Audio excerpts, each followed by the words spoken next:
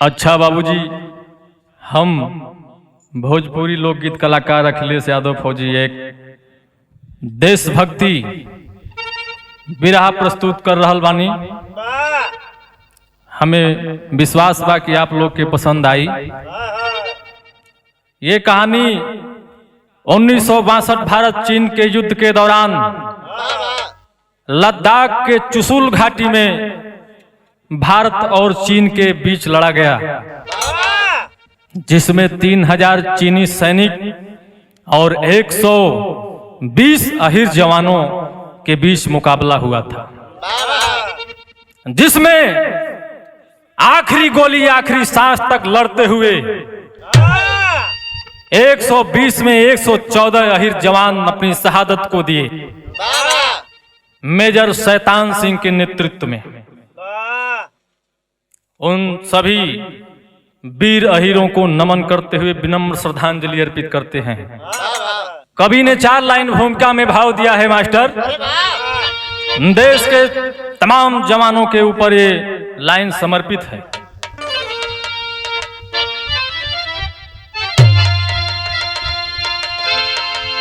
छोड़कर अपने घर को भटकते हैं दर दर, कभी भूखे सो जाते फौजी सिपाही, वतन यान पर जान हंसकर लुटाते, इतिहास करता है सच्ची गवाही। लाल जोड़े में बैठी सिसकती है दुल्हन, मेहदी महावर है आंसू बहाते, कभी चंचल नमन उन शहीदों को है, बाप सरहद से ना लौट कर घर को आते।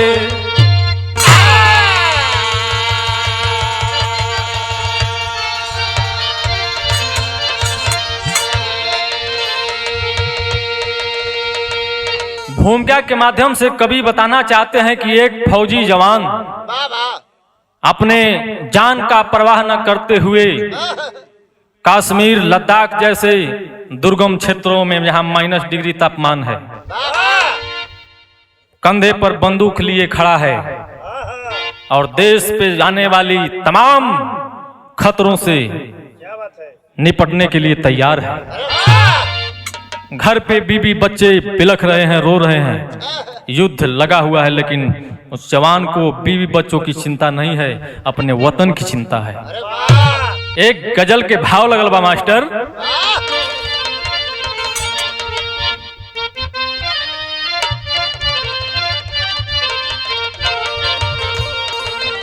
अरे जहां आदमी बिकाला उ बाजार ना कहाला,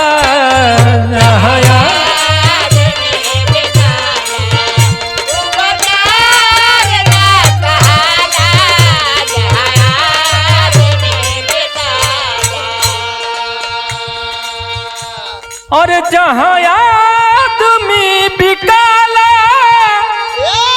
उ बाजार ना कहाला,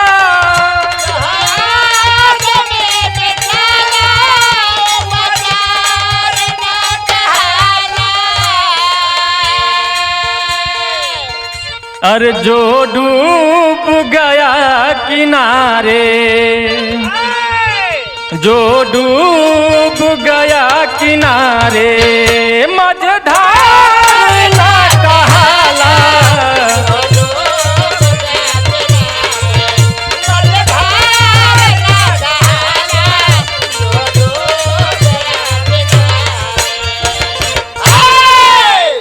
भाव बा मास्टर।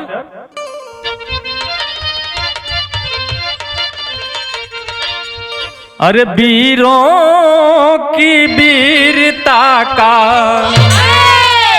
वीरों की वीरता का गाए सुयस जमाना,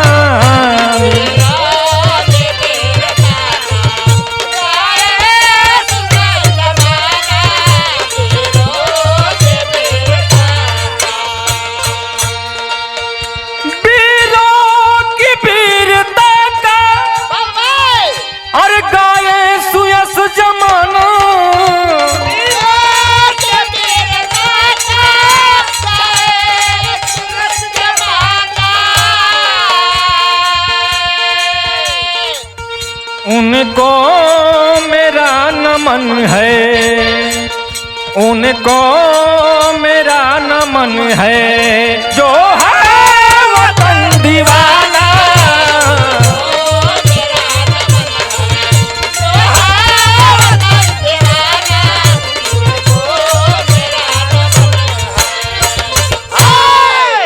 मैं बारंबार प्रणाम करता हूं ऐसे वीर सपूतों को, सलाम करता हूं जो वतन के लिए अपने जान निछावर कर देते हैं। कहानी के यहीं से शुरुआत करता नहीं। कहानी कैसन बा आई मास्टर।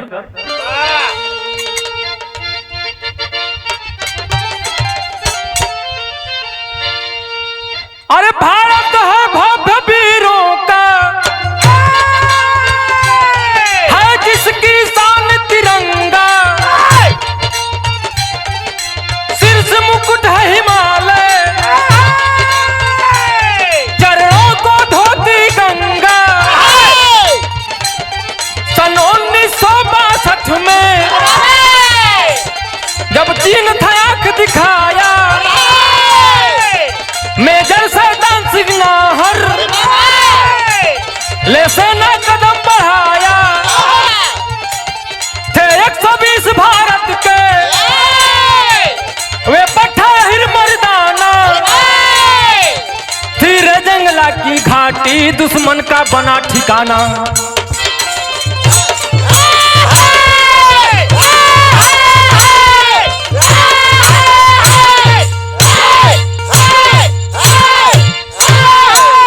साथियों, सन 1962 में जब चीन ने भारत पे आक्रमण किया, भारत 1962 का युद्ध हार गया था। लेकिन भारत का एक ऐसा मोर्चा था जिसको वीरों ने संभाल रखा था, जो लद्दाख की चुशुल घाटी थी। उसमें 13 कुमायूं की यही कंपनी मेजर सैतान सिंह के नेतृत्व में मोर्चा संभाली हुई थी। ऊपर से आदेश आ गया कि रिफोर्समेंट और गोला बारूद मुहैया नहीं हो पाएगा, पीछे हट जाओ।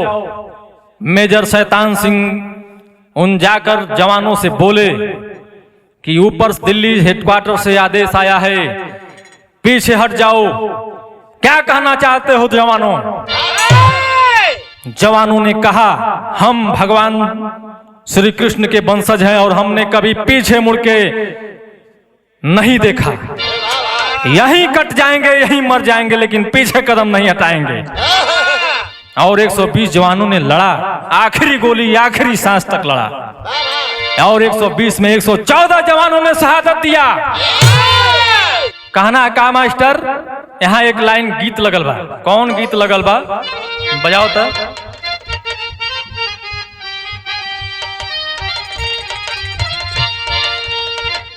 ये कोनो दुल्हन के दुख है मास्टर, एकदम वेदना में का कहत बिया। अरे अंग अंग टूटे मोरा,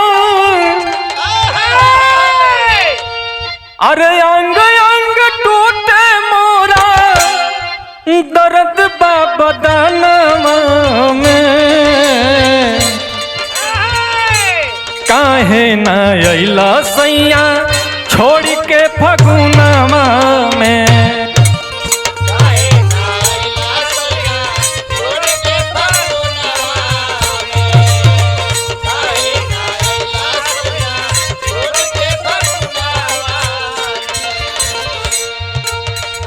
भाव है, लद्दाख चुशुल घाटी, लद्दाख चुशुल घाटी, हिंद दरम्यानवा में, कुमायूं रेजिमेंट पहरा देला वतनवा में।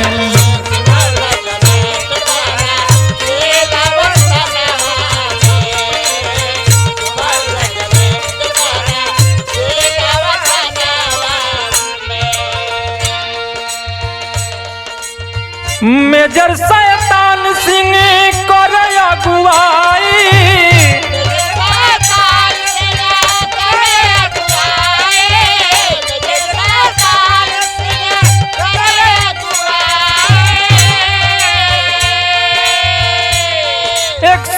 जवानवन के संगवा लियाई।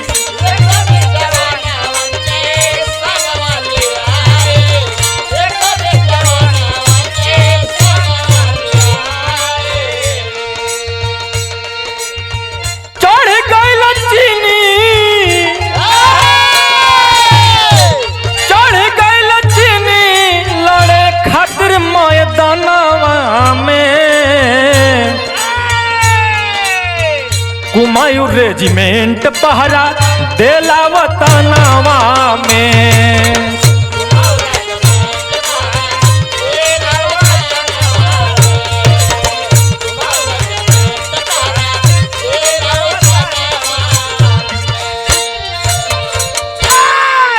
जय हिंद जय भारत का नारा देकर मेजर शैतान सिंह के नेतृत्व में 120 हीरो ने दादा कृष्ण की जयकारा लगाते हुए चीन पर टूट पड़े।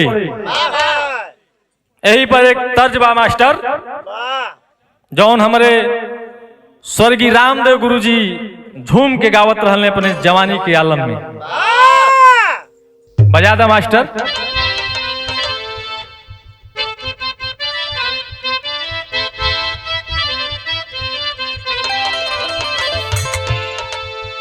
और गज भर के गुजारिया गजब कर हो, अरे गज भर के गुजारिया गजब कर हो, जब नियरे बुलाइया बतब कर हो। भाव है मास्टर। अरे पापी तड़ तड़ गोलियां चलावे लगले हो,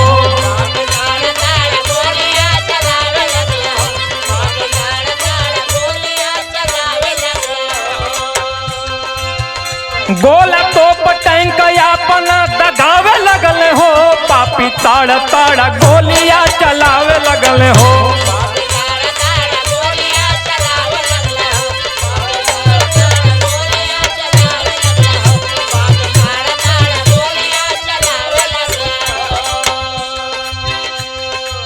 एक 120 हिर लड़वैया,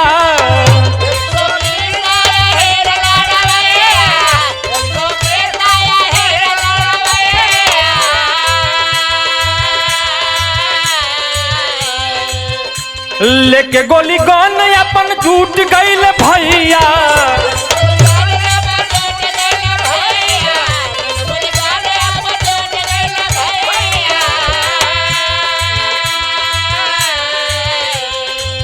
अरे बाकी दुश्मन के मार के भगावे लगले हो, वीर ताड़ा ताड़ा गोलियां चलावे लगले हो।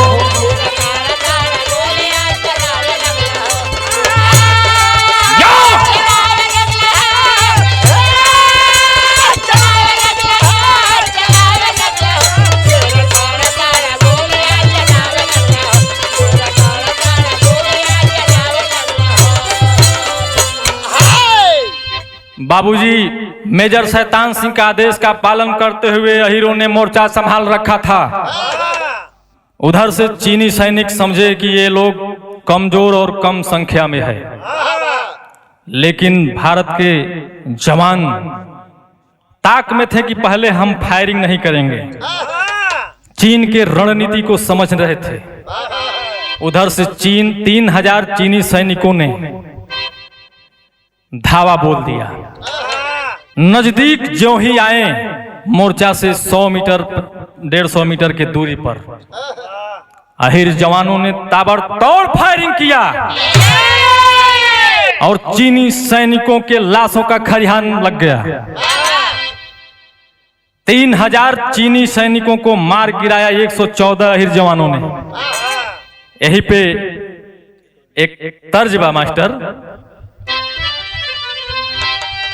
ये तर्ज बहुत ही होनहार मऊ जिला का कलाकार उपेंद्र लाल यादव का ये गीत था, जिसको कवि जी ने तर्ज में तब्दील कर दिया है। आओ मास्टर तक।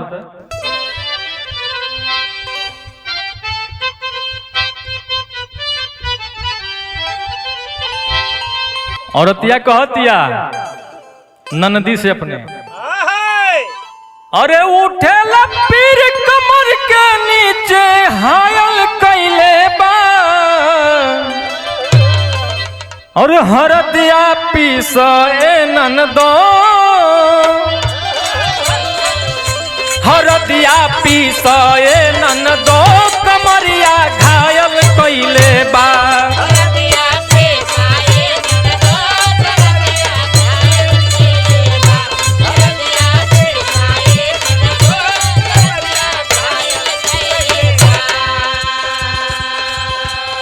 बहुत सुंदर भाव बा। खत्म भइल गोले गोला चिन्हायल कैले बा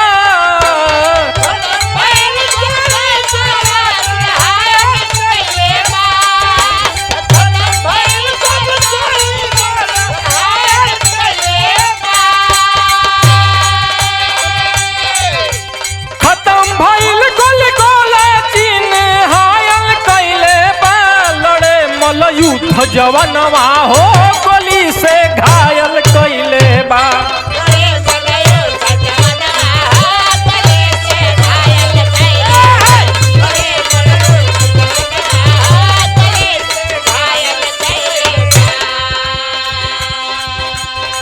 साथियों ताबड़तोड़ गोलियों से बौछार किए हीरो ने गोली बारूद खत्म हो गया लेकिन फिर भी हार नहीं माने और गुत्थम गुत्था की लड़ाई बैनट से मार मार कर चाइनीजों को मौत के घाट सुला दिया।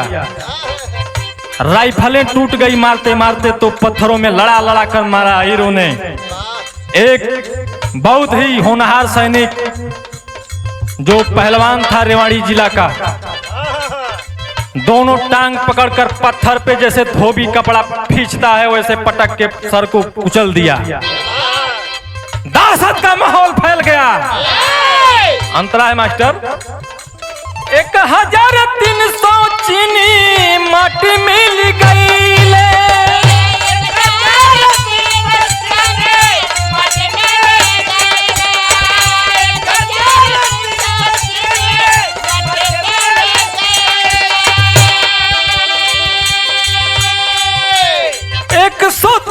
भारती शहीद भइले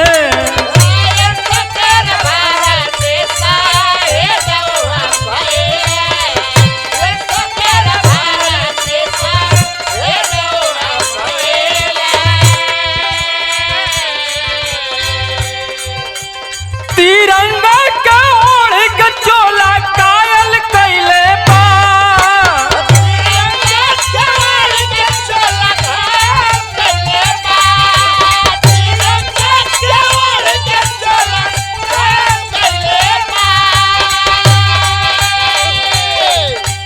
तिरंगा के ओढ़ के चोला कायल कैले बा लड़े मलयुद्ध जवनवा हो गोली से घायल कैले बा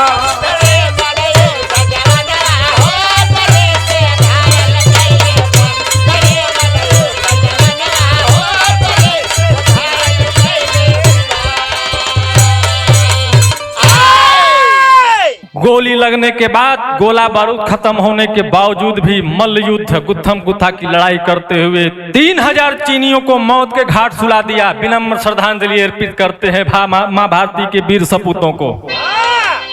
विराह में टेरी के भाव बा मास्टर।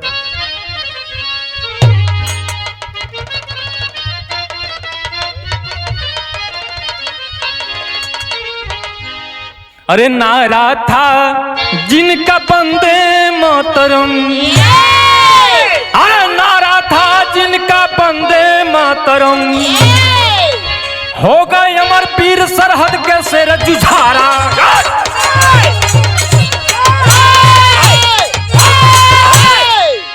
नारा था जिनका बंदे मातरम हो गए अमर वीर सरहद के शेर जुझारा। वारे कवि यही पे पहपट की लाइन बा मास्टर।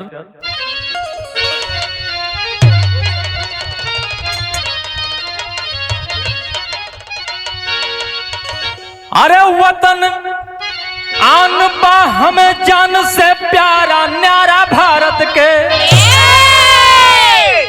अरे वतन आन बा हमें जान से प्यारा न्यारा भारत के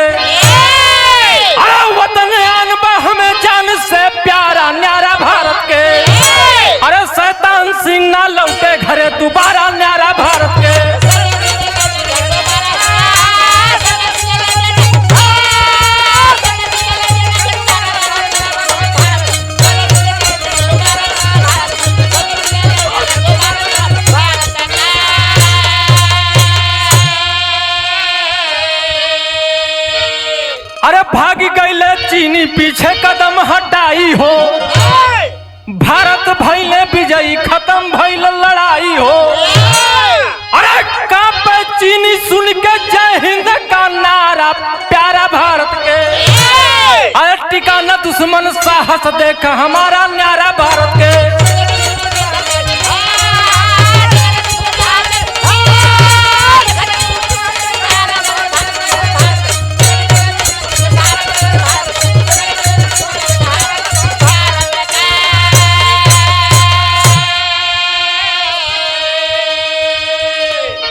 साथियों, मेजर शैतान सिंह भी शहीद हो गए उन 114 हीरों के साथ में।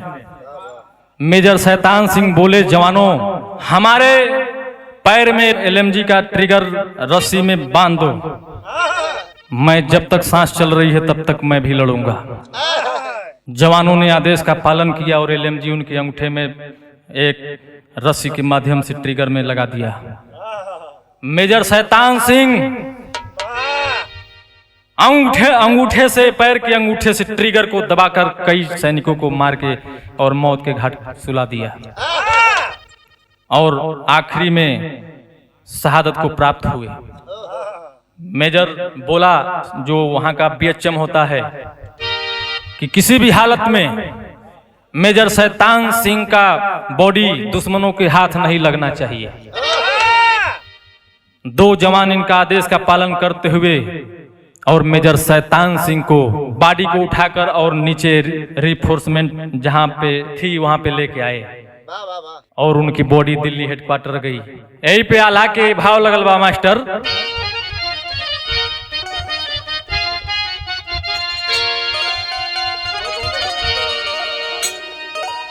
अरे रे जंगल घाटी में उड़ल बा तिरंगा भैया,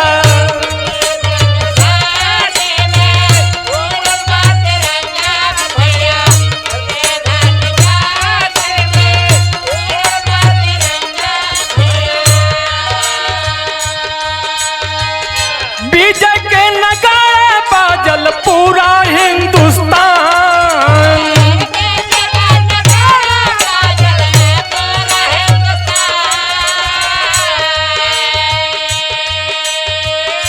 तेरहवीं बटालियन कुमायूं रेजिमेंट भैया,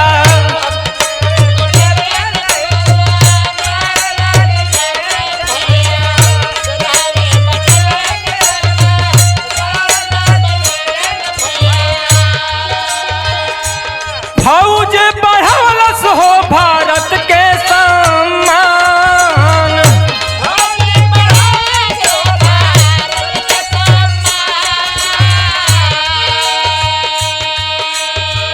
अरे लसिया मिलल जहां जहां वही वीरवन के भैया,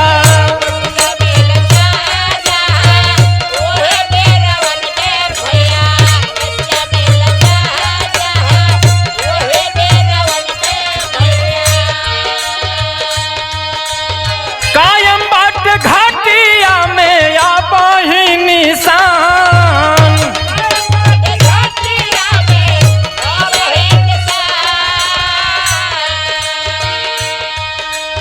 रिटायर कैप्टन रामचंद्र यादव बहिन बचल बाटे,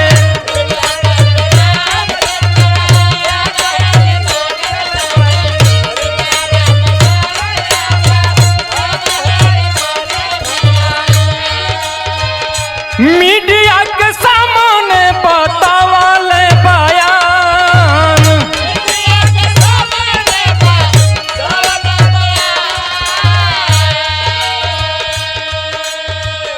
मेजर शैतान सिंह संग वीरवन के भैया,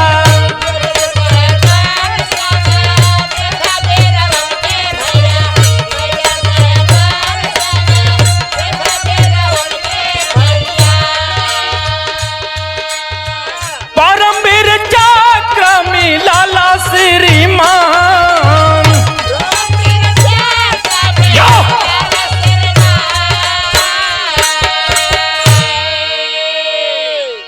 साथियों, रेजांगला युद्ध जो ही खत्म हुआ, चीन संधि पे हस्ताक्षर कर दिया। दहशत में था कि 114 जवानों ने ऐसी हालत कर दिया, आगे बहुत नुकसान झेलना पड़ेगा। मेजर शैतान सिंह समेत उन 113 जवानों को भारत सरकार ने सम्मानित किया, जिसमें मेजर शैतान सिंह को भारत का सर्वोच्च सम्मान भारत रत्न से सम्मानित किया गया। 113 अहिर जवानों को वीर चक्र, शौर्य चक्र आदि सम्मानों से सम्मानित किया गया। और उन 114 अहिरों के सम्मान में आज भी लद्दाख के रेजांगला में अहिर धाम स्मारक बना हुआ है, जिसमें श्रद्धालु जाके उन जवानों को नमन करते हैं। इसी पे खड़ी के भाव बा मास्टर।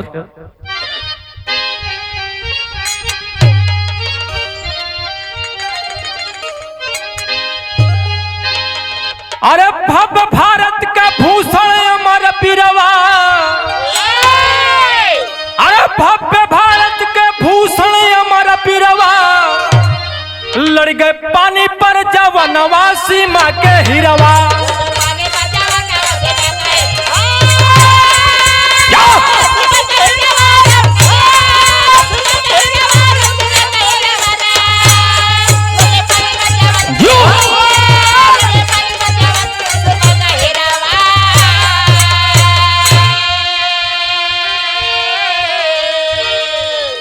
रेजंगला घाटी में बा कायम निशानी हो,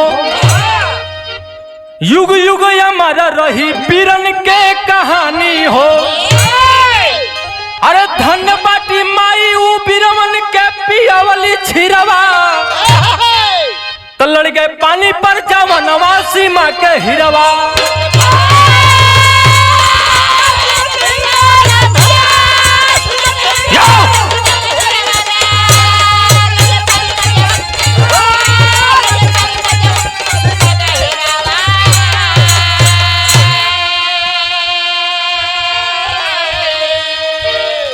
साथियों, युगों युगों तक उन अमर जवान शहीदों को याद किया जाएगा। एक बार पुनः मां भारती के उन वीर जवानों को विनम्र श्रद्धांजलि अर्पित करते हुए बारंबार प्रणाम करते हैं, श्रद्धा सुमन अर्पित करते हैं। धन्य है वो मां भारती के सपूत, जिन्होंने आखिरी गोली आखिरी सांस तक लड़ते रहे और देश को सुरक्षित रखा। आज उनकी बदौलत कश्मीर और लद्दाख भारत का हिस्सा है।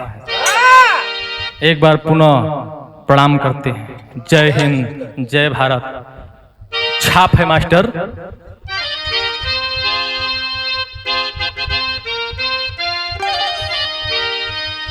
गुरु बिहारी पत्तू सरजू कभी न हिम्मत हारे, स्वर्ग बसे कभी सिमरत के कलम पे चांद सितारे।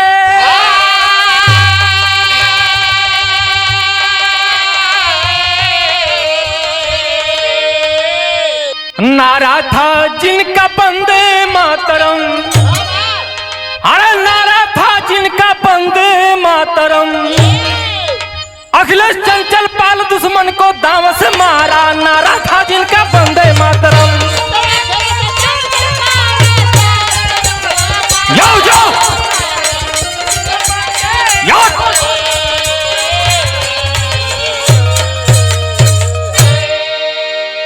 जय हिंद, जय भारत।